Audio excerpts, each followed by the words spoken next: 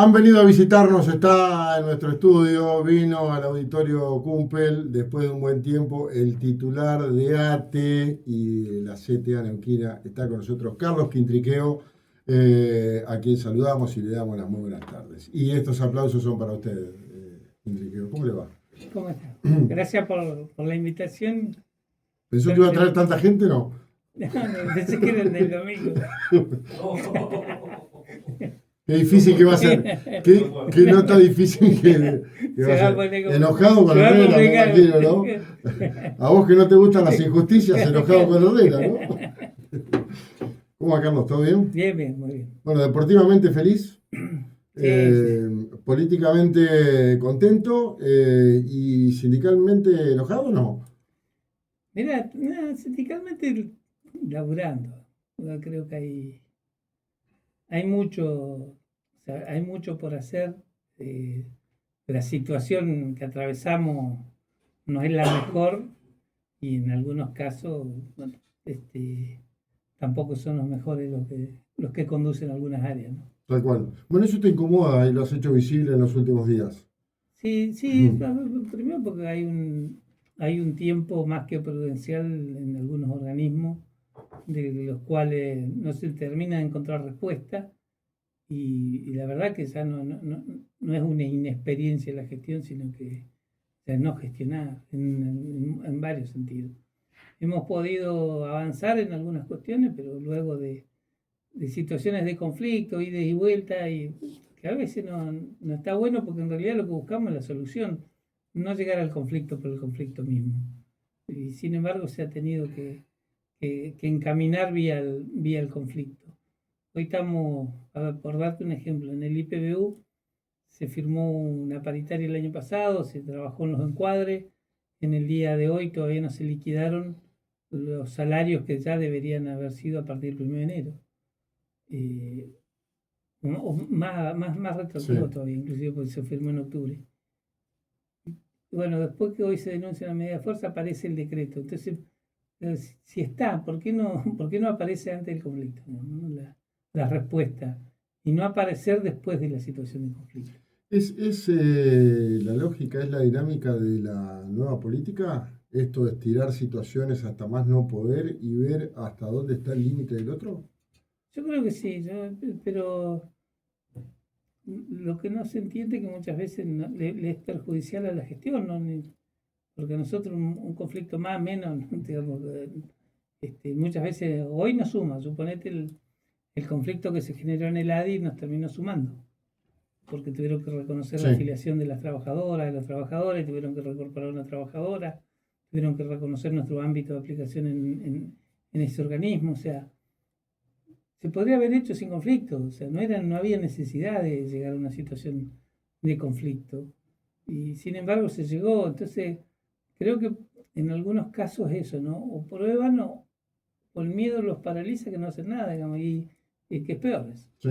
¿Y hasta dónde se puede sostener un ejercicio así en el que el diálogo y la negociación sea el fin último de cualquier hecho puntual que los atraviese, tanto a ustedes como al Estado? Mirá, Porque si no, eso genera un desgaste también, digamos, todo el genera un tiempo, toda desgaste una fricción, en el fricción. tiempo. Sí, creo que en esto quien pierde la gestión. A ver, yo me hice cargo en el sindicato a partir del 2011, 2010, 2011. Vivimos de estas tensiones, vivimos muchas. Hasta que después de mucho tiempo, los funcionarios en ese momento entendieron de que la vía del diálogo y de la respuesta concreta era la solución y no esta fricción permanente de creer que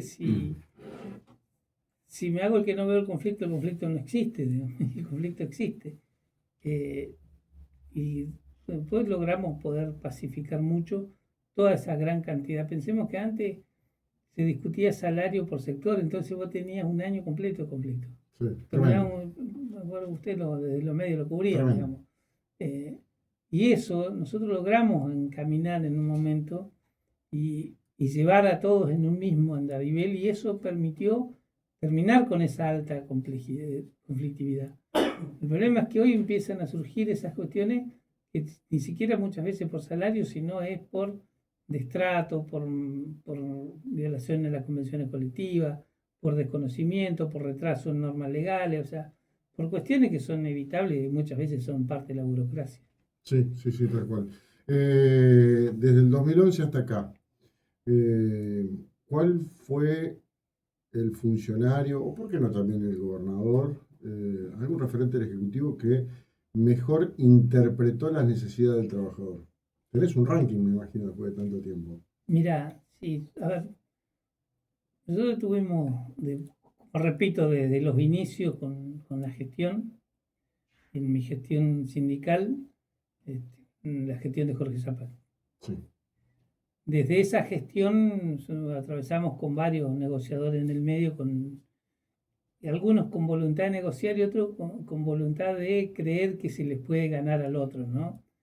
Y en un conflicto nunca nadie gana, porque si hay conflicto pierden todas las partes. sí, Entonces, muchos de esos funcionarios no entendían por eso los conflictos. Después aparecieron personas. En su momento, Gabriel Gastaminza, quien fue uno de los funcionarios, sí, se pudo trabajar e intentar encaminar. Quien colaboraba mucho también en ese entonces, el ex ministro de Energía, Guillermo Coco, que fue un colaborador y muchas veces en la sombra, pero no era una persona que estaba en la mesa de negociación, pero era quien contribuía a encontrar los espacios de diálogo en los distintos sectores y una persona que era una palabra autorizada dentro del gabinete, digamos, en cuanto a buscarle soluciones. Y en ese entonces aparece Mariano Gaido, que es quien se terminó formando con las fricciones esas que había, porque le tocó de buenas a primeras ser negociador y no con fáciles. Y la verdad que en eso, Mariano, con todas nuestras idas y vueltas, terminó interpretando, y yo doy fe que muchas veces le costó hasta discusiones dentro del gabinete por sostener un acuerdo. O sea, porque lo importante de la negociación es cuando las partes sostienen un acuerdo. bien, Y muchas veces se acordaba y se llegaba a un acuerdo con él, y parte del gabinete no quería respetar el acuerdo que él había logrado, y ese acuerdo pacificaba para las dos. Entonces, creo que en eso fue quien mejor interpretó y se dedicó. sí, Yo de eso doy fe, porque vos lo llamabas por un conflicto a las 6 de la mañana, a las 12 de la noche o a la hora que fuera, y el teléfono estaba abierto y buscaba la posibilidad de resolver sin ser ministro, ni siquiera. Cuando sí. llegó a ministro tenía alguna facultad más. Cuando era secretario de gobierno. Cuando era secretario. Primero era asesor, y cuando empezó Sí, como asesor, de Gabriel Gastaminza. sí, y después fue el subsecretario de Ahí gobierno, está. después fue ministro, se compró un serrucho grande. Scaloni. No. Pero fue en eso de. ¿Lo viste el serrucho? Perdón. Yo reconozco las cosas que da. A ver, si no sería soberbio uno decir, no, todo lo hicimos nosotros. No. También vos, para llegar a acuerdos de la otra parte, tiene que aparecer quien empiece a entender, digamos, la resolución del conflicto. No se resuelven solo ni es que un día desaparecen por sí mismos. Sí, sí, tal cual. Para ser un buen negociador, obviamente estando del otro lado del mostrador del sindicato, ¿qué es mejor, tener palabra o billetera? Tener palabra. No hay que la billetera Sí, resuelve, pero resuelve mucho, pero si vos tenés palabra, después conseguís la billetera. El problema es que vos podés tener la billetera y si no tenés palabra no se cumple. Puede que se dé al revés también. Si tenés billetera, podés conseguir palabra. Sí, mira, a ver. El tema son las formas a Sí, veces. yo te digo, si quien tiene palabra, y eso se lo decíamos a Mariano, más que a su equipo, ¿no? de funcionarios. Porque uno siempre está atento al acta, ¿no? La gente, el afiliado, que es lógico. Se terminaba una negociación y, bueno, pasarnos el acta, a ver qué. Y el acta no es más que un acto administrativo de buenas intenciones, digamos, porque después si querés la cumplir o no la cumplís. Sí. O sea, no quiere decir porque vos firmaste, rubricaste el acta, si no está la voluntad de cumplirla, no la cumplís. Y volvés a tener otro conflicto, hacer otra acta, juntar un montón de papeles de un día. Pero en realidad lo primero, por eso creo que lo que vale es la palabra. Después ponés en un acta, sí, para darle un marco, muchas veces de que no hayan libre pensadores de lo que se acordó. Y en ese acuerdo se tienen que respetar, pero vale muchísimo la palabra. Tal cual. Incluso en esas actas que, a ver, para mucha gente es la Biblia, es la palabra escrita, es la ratificación de todo lo acordado, depende mucho de las interpretaciones que cada uno le dé. Exacto, porque si después, a ver, si las actas no, cada uno puede darle una interpretación después. Claro. Entonces, y en definitiva, cada uno sabe cuál fue el espíritu de la negociación entre los negociadores y, y en realidad lo que vale es eso, digamos, que se cumpla el espíritu por el cual se negoció y se discutió.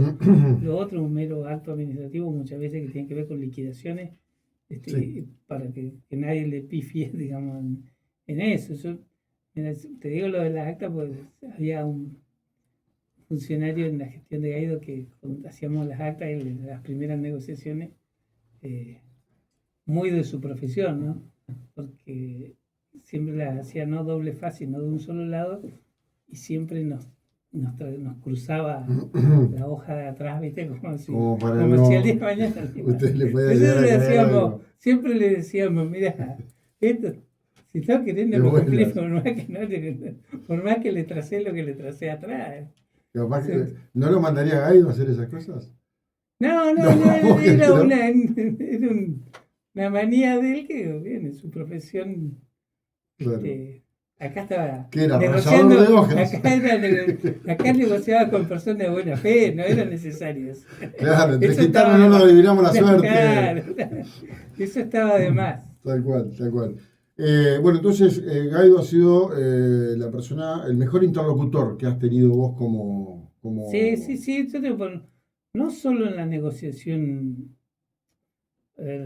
avanzamos muchísimos convenios, después en cuestiones humanas. Y eso es difícil de encontrar, porque muchas veces te encontrabas con resolverle un problema a un compañero, tal vez con un hijo, con un accidente de un hijo, o sea, vos con el negociador podías hablar de la cuestión Sí. macro y del problema de un accidente que necesitaba sí o sí una ambulancia o una cama urgente en un hospital, porque había tenido un accidente un familiar o un compañero, y se gestionaba también de esa forma. Sí. Entonces, digo, yo eso lo reconozco, yo repito, si no uno sería un malintencionado, mal agradecido y cree que uno solo lo consigue. No.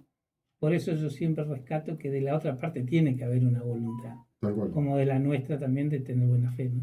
Si uno no quiere, dos no pueden. Exacto, porque es muy difícil eso. Entonces, pero bueno, muchas veces se van formando esas cosas y con los conflictos lo que empiezan es a Sí. florecer y a verse y a perfilarse aquellos que tienen ese rol y ese carisma que no es fácil. Yo sé que muchos funcionarios le rehuían a ser negociadores. Tal cual. Les incomodaba, digamos, ¿no?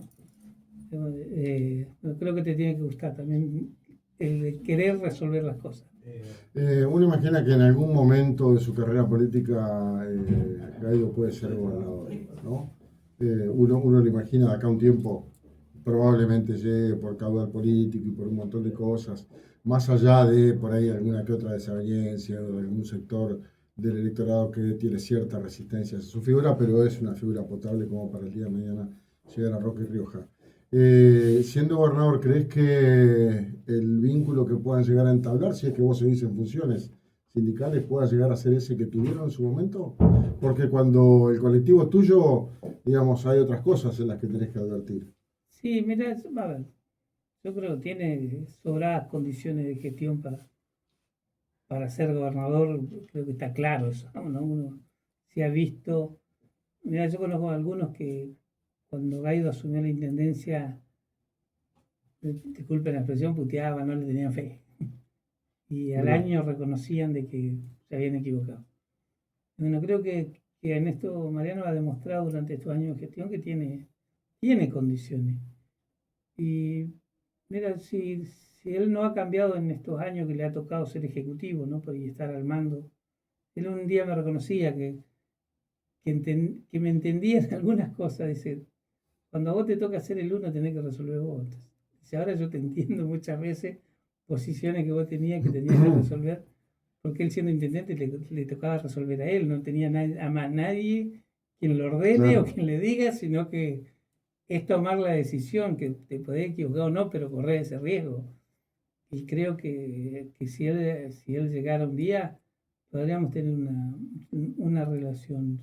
Yo creo que él buscaría así quien mantenga ese vínculo que él supo construir. Claro, esa cosa estrecha y conciliadora en función de... Sí, defendiendo, él fue muy defensor de las cuestiones de lo que le tocaba defender también, ¿eh? No es que era un Papá Noel que andaba regalando cosas, tenía su posición y tenía su forma de cómo las defendía. Creo que si alguna vez él llega a la gobernación o si tiene esa intención alguna vez, creo que no cambió siendo intendente. Yo tengo muy buena relación con él y más de una vez por alguna cuestión me toca consultarle algo y siempre está atento a la resolución de lo que uno busca plantearle para un vecino, para un conocido, para alguien. Está muy bien, está muy bien. ¿Con Figueroa hablas seguido? Con Ronald yo tengo diálogo ahora, hace un tiempo no hablamos, pero sí porque corresponde, digamos. ¿Te atiende enseguida? ¿Vos lo llamás y te atiende enseguida o...? Yo acostumbro a mandarle un mensaje. Un mensaje. Y si se puede hablar, siempre, o él por ahí si necesita, me manda un mensaje y hablamos con cuestiones muy puntuales, ¿no? Pero creo que es una responsabilidad mutua, digamos. A él le toca conducir el Estado y a mí conducir un sector que no es menor dentro del Estado, que son las trabajadoras y trabajadores del Estado. ¿Quién es más responsable de los dos? Yo siempre fui más responsable, desde chiquito. Desde los 12 mi mamá me decía. Mi mamá me iba a poner responsable el nombre. Segundo nombre. No, digo en esta dinámica permanente que se da de tener que mensajearse, hablar, acordar, no acordar, arreglar, romper. En el rubro tengo más oficio, digamos. Claro, vos estás más curtido. Claro, o sea, yo respeto su investidura porque, bueno, ganó una elección y también es valorable lo que hizo él de ganarle un aparato que no es menor y llegar a ser gobernador, tener la máxima responsabilidad de provincia. No debe ser tarea fácil. Claro. Porque en esos lugares te toca conducir la diversidad que vos representás. Y ahí vos representás a todos. Al que te votó, al que no te votó, al que te quiere, al que te botea.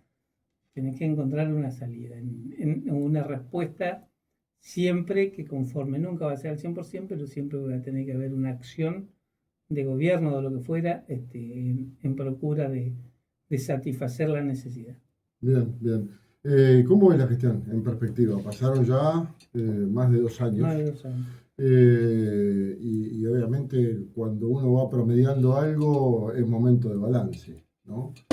Obviamente vos como referente de una fuerza sindical entiendo que eso lo has hecho o que por lo menos lo estás elaborando. ¿Qué balance haces hasta acá? Mira, yo creo que esta gestión en la cuestión fue una gestión que en la cuestión financiera vino en prolijar la provincia y a ordenarla, a darle un orden que en los últimos años tenía tal vez un desorden en la administración del Estado.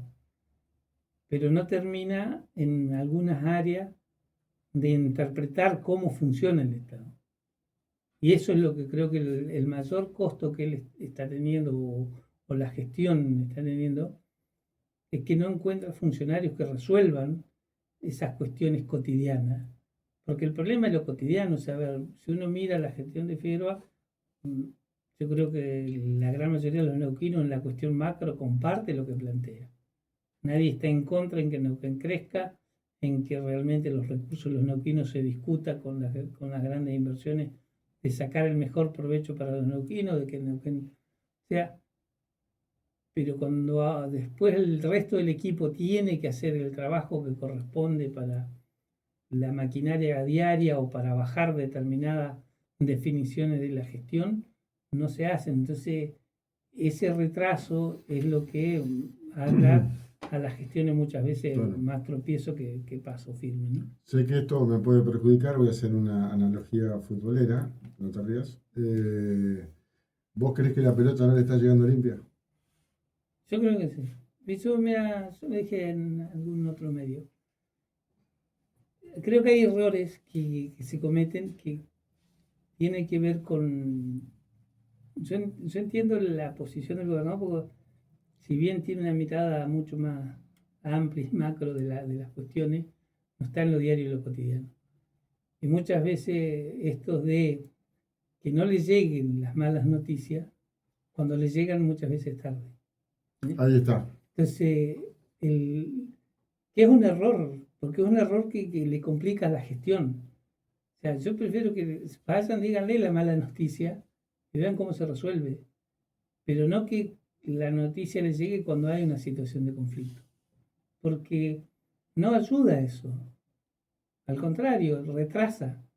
¿No? Y creo que hoy lo que necesitamos con la inmediatez en la que se vive y las necesidades que se tienen, lo que vos necesitas es tener una gestión dinámica que resuelva y no que se estanque. Yo creo que a muchos les pasa eso, o le hacen por así, por un comparativo, tal vez suene feo, pero escribirle el diario de Irigoyen no sirve. No sirve porque no le hace bien a la gestión. Y creo que algunos hacen eso para tapar su deficiencia en la gestión. Bien. O sea que si la pelota no te llega limpia, por lo menos que te digan a dónde va a ir, Sí, que te marquen el pase. exacto. Pero no le están dando buenos pases a veces. Sí. Eh, Les voy a pedir que no digan nada de River, por favor. no, pues te hacen un caño y sabes qué, cómo quedaste. ¿Viste? Ahí lo tenés. Claro. Ahí lo tenés. Pasamos por la MUNI, pasamos por provincia, vamos a Nación. Estamos haciendo un mapeo de la política actual porque ya has dejado de ser un actor sindical y sos un actor político dentro de lo que es la lógica de este metido en la provincia. ¿Se está cayendo el castillo de Naipes? Sí, sí, sí, yo, a ver, y varias señales, ¿no? Primero, yo creo que una de las grandes cuestiones es que estamos viviendo ante un gobierno muy perverso por nuestro pueblo y uno de los gobiernos más corruptos. Los grados de corrupción que tal vez porque no están escritos en un cuaderno de gloria y no lo escribió un tal Centeno, no fuera corrupción, pero es corrupción también. Si lo otro fue corrupción, esto es mucho peor porque está a la vista, está grabado, se ven, se autoconfiesan los delitos. Eh, Pensemos que el propio presidente Milei, por lo de la cripto, hay pruebas más que suficientes como para que esa causa Es tremendo realmente. eso. Eso es terrible, que muchas veces la gente no lo alcanza a dimensionar o no se alcanza a desmenuzar para ver el grado de corrupción que eso fue, y desde el propio presidente. Si pasamos por Adorni seguimos, si pasamos por Karina tenemos mucha tela para cortar y así podemos ir a ver cuando se denuncian y se escuchan los audios de lo que se pedía en coima, utilizando a los sectores de la discapacidad, la verdad que ese grado de corrupción es inhumano. ¿Sí? Y después se sigue avanzando en cuestiones de ir en contra de nuestro pueblo. Entonces, eso empieza a pagar un costo, digamos, y la pobreza y la miseria tienen un límite. Pasó en los 90, o sea, el 2001 fue producto de los 90.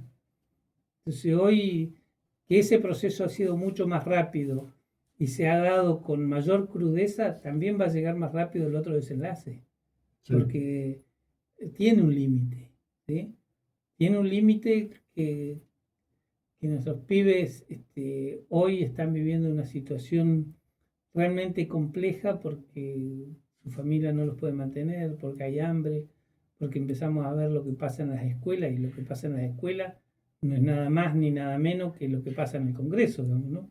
Porque, para hablar de claro, o sea, los agravios, las amenazas, las puteadas que se dan en el propio Congreso, después se replican eso, o el propio presidente, el grado de violencia en sus discursos contra aquellos que piensan distinto, bueno, eso se va contagiando. Creo que entonces la sociedad hoy empieza a padecer esas consecuencias de algo que la gente votó creyendo esperanzado que iba a ser distinto, que iba a ser otra cosa, de que se iba a estar mejor. ¿No? Aquellos que creyeron que en serio iban a cobrar en dólares, aquellos que creyeron que realmente iba a haber un estado de bienestar con Milei, y hoy empiezan a ver lo contrario, no te alcanza, no llega. Vos con el que hablé no estás llegando a fin de mes, y no importa en la condición social. Imagínate que el que tiene trabajo no llega, yo no sé cómo hace el que hoy vive de un plan. Sí. Cada vez que esto pasa y cada vez que se suceden estos hechos y nos vamos enterando de cosas nuevas y vemos que los indicadores económicos no son buenos, teóricamente era su caballo de batalla, la guerra contra la inflación, achicar el déficit fiscal, engordar las reservas y todo eso. Bueno, hay algunos números que no están dando o casualidad son los que afectan a la gente. Digo, en función de eso, ¿cómo se explica? Porque eso ya venía pasando hace un tiempo atrás, que el año pasado haya ganado las elecciones con la fusta bajo el brazo. ¿Hay una segunda lectura para hacer? Porque en ese momento tampoco los números eran tan Mirá, buenos. no eran, pero sí creo que seguía habiendo una cuota de esperanza. Y después el miedo. Yo- si uno hace un paralelismo, aquello que tenemos algunos añitos más, eh, con la elección de Menem del voto cuota, ¿sí? ¿Te acordás? ¿Por qué lo votó Menem a la gente a Menem? Porque tenía Tenía miedo, empeñada su tenía vida. empeñada su vida y tenía miedo. ¿Por qué lo votan a Milei? Porque también él dice, y el propio Estados Unidos plantea que si pierde se termina la ayuda y esto explotaba. Y la gente creo que no quiere vivir esa situación que ya vivió. Entonces, ante ese miedo también dio un voto más. El problema es que ese voto más de confianza o de esperanza rápidamente Claro. fue traicionado o fue, la gente hoy empieza a lamentarse de lo que está pasando. Pero creo que fue eso. Así como lo de la cripto, muchos no alcanzan a ver que es algo tremendamente corrupto, ¿sí? Porque lo hace el propio presidente de la nación. Lo del miedo y lo que dijo Trump días antes de la elección en el país, mucha gente lo interpretó y dijo, yo no quiero vivir otra situación como fue en el 2001, de violencia, de hambre, de hiperinflación. Bueno, creo que eso fue lo que hizo que voten de la forma que votaron, ¿no? Está bueno el paralelismo con ese momento tan particular de la historia política argentina durante el menemismo, porque sí ilustra un poco lo que está pasando. La diferencia de aquel entonces era que teníamos un dólar empatado porque el plan de convertibilidad había funcionado y porque no había inflación. Menem, entregando un montón de cosas, pulverizó la inflación. Ahora, el dólar no está empatado. Está quieto, pero no está empatado. La inflación sigue siendo de 3 puntos, 3 puntos y pico, las paritarias están prácticamente congeladas. Eso es lo que más ruido me hace. Mira, sí, todo. A ver, si uno mira la industria automotriz, tiene una crisis. A ver, por ahí muchas veces porque estamos en Neuquén no se nota. Vamos a otra provincia, la automotriz hoy no están vendiendo. Sí, A ver, lo que se ensamblaba ya no se ensambla. O sea, con la apertura indiscriminada de autos, hay muchas automotrices que están, y eso es pérdida de mano de obra tal cual. directa, ¿no? Es que, entonces hay todo un condimento, ¿no? Que se va. Vos fíjate que yo hago el paralelismo de lo que fue el voto cuota en su Sí, momento con esto, porque eran todas situaciones parecidas. Fíjate que esta gestión de mi ley ha triplicado casi los planes sociales. Si vos empezás a ver cuántos planes habían al inicio de la gestión de mi ley, cuántos planes existen hoy, hay muchísimos más. ¿Qué no se dice? Pero este gobierno que acusaba de planero, lo que más creció son los planes, porque una forma de contener esa bomba que está activada que en un momento puede explotar. Y uno en el tiempo empieza a ver las consecuencias, porque todo eso que va pasando, la pérdida del empleo, el no tener trabajo, el tener trabajo negro. Yo digo, nosotros hace pocos días presentamos un proyecto de ley que se está discutiendo en la legislatura que viene a emparchar algo de la década del 90, de esa situación. Porque esa gente que nosotros estamos hoy diciendo, mirá, que el Estado repare esto, exactamente, fue porque en ese momento, cuando se crea en el 92 la ley 2128, que era una ley de fomento de empleo, tenía una finalidad. Luego se tergiversó, se malinterpretó y se malusó esa ley. Como muchos planes, como muchas cosas que sucedían en ese momento, se hicieron. Pero años más tarde el Estado mismo tiene que reparar algo que hizo hace 20 años atrás. Entonces, lo que hoy está sucediendo lo va a emparchar una generación a futuro, porque nos vamos a tener también un margen de nuestra sociedad y amplísimo, que no va a tener jubilación, que no va a tener obra social, que no va a tener hospital, pero que en algún momento el Estado, porque el Estado existe y el Estado es el único que puede regular la salud, la educación y brindártela. Entonces, tarde o temprano, también el Estado se va a tener que hacer cargo de lo que hoy está desechando y tirando al vacío. Tal cual. ¿Te empezaste a involucrar más en cuestiones políticas, legislativas? ¿Es una señal eso? Mira, yo siempre fui medio intruso en esa casa. ¿Es una señal? Es una, encabezar una lista, digo, por ahí. Una lista de diputados. Claro, ¿no? Siempre fuimos está en el horizonte impulsores. Eso, ¿no? No, seguro. Pero siempre fuimos impulsores nos gusta, por lo menos, dejar planteada nuestra posición. Nosotros en su momento hicimos todo un trabajo enorme con compañeras y compañeros de una ley de reforma de la 611, que era totalmente protectora para los trabajadores y no como muchos no lo entendieron, ¿no? Y creían que era entregar el instituto, y era al contrario, era fortalecerlo y mucho más. Como así distintos proyectos de ley. Y en lo hicimos, yo lo digo porque lo charlé con el Ejecutivo, no es que un día me levanté y salí con un proyecto de ley bajo el brazo para la legislatura. Yo desde la asunción de Figueroa en adelante fui planteando como una necesidad, como una cuestión reparatoria, yo creo en eso, yo soy un convencido que hay que reparar y el Estado, si bien esta gestión no tiene la responsabilidad, pero sí creo que es la posibilidad de reparar algo que otras gestiones hicieron, que es reconocerle y darle esa pasividad anticipada. Tenía que fundir la caja porque no estamos hablando, veía un tuit de una diputada que decía que con el proyecto íbamos a fundir al instituto porque las jubilaciones, no, primero principal que en ningún lado decimos que lo vamos a jubilar, porque es darle la pasividad anticipada y que siga aportando la caja de jubilaciones hasta tanto complete la cantidad de años de aporte que requiere la ley 611. Entonces no estamos regalándole nada. O cumpla la edad jubilatoria. De la edad están sobrepasados. Están sobrepasados. Entonces, sería una suerte de lo que se conoció. Un retiro, como opera el retiro policial. La policía se retira con 25 años de servicio. O la jubilación por moratoria, digo. Exacto, pero aporta hasta los 60 años la policía. Claro. Y ahí se jubila. Mientras tanto es retirado. En este caso sería un retiro. Pensemos que acá estamos hablando de personas que tienen 80 años, 75, 70. O sea, es un acto de justicia más que otra vez. Y por eso cuando muchas veces se intenta confundir y se publica un tuit diciendo que ATE quiere fundir al instituto, yo le pediría que lea un poquitito, ¿sí?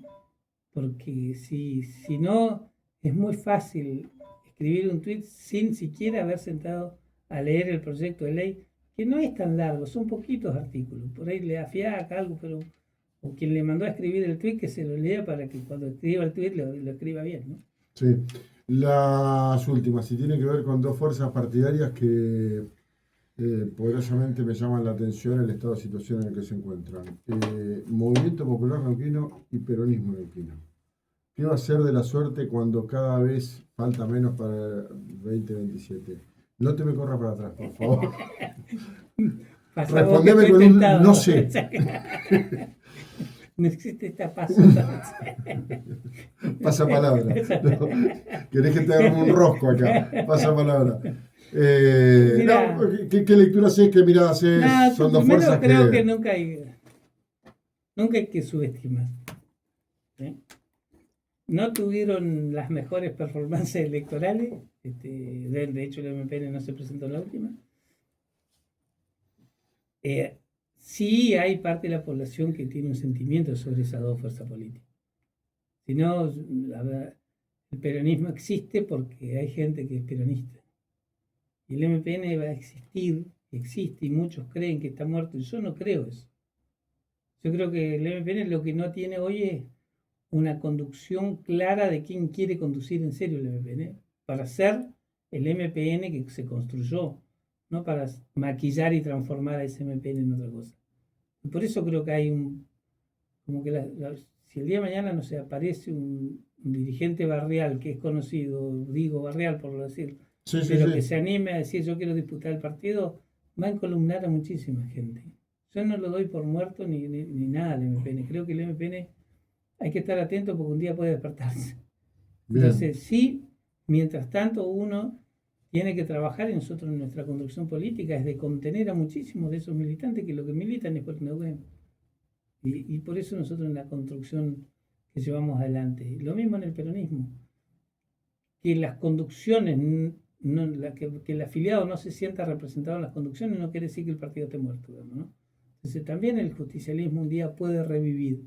No este engendro que hicieron ahora de que la elección esta que no se sabe quién ganó ni quién menos, o sea, medio que te perdés en algún sí, momento de la entonces, historia. y eso, bueno, creo que el militante peronista, el peronista realmente está esperando que aparezca alguien a conducir y cómo se conduce en el peronismo. Tal cual. Carlos, un placer enorme. Gracias por el rato. No, gracias a vos por la invitación. ¿Los mates bien? Buenísimo. Estamos probando yerba nueva, porque estábamos esperando a Darío de Canú, que dijo que nos iba a venir a visitar y no lo hizo. Estamos probando yerba nueva, así que nada, un placer tenerte acá. No, gracias a vos por... Carlos Quitriqueo pasó por Va de Vuelta, por Vorterix Neuquén. Linda charla de política, con muchas cosas para reflexionar. Nos vamos a una pausa, se lo lleva el caníbal y volvemos en un